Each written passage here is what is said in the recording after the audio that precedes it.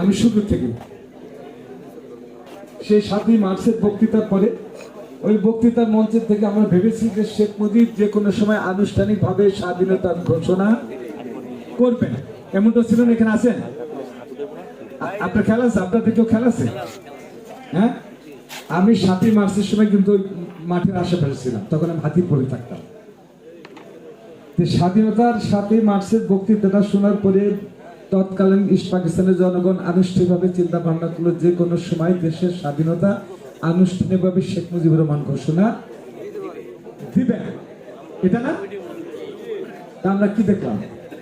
সেই 7ই মার্চের পরে শেখ মুজিবুর রহমান যদি দেশের স্বাধীনতার কথা ভাবতেন, পৃথিবীর মানচিত্রে বাংলাদেশ নামে একটা দেশ হবে, তাহলে কি তিনি হোটেল ইন্টারকন্টিনেন্টালে প্রধানমন্ত্রীর জন্য রাউন্ড টেবিল বৈঠক করতে পারে? সে কি গোল টেবিল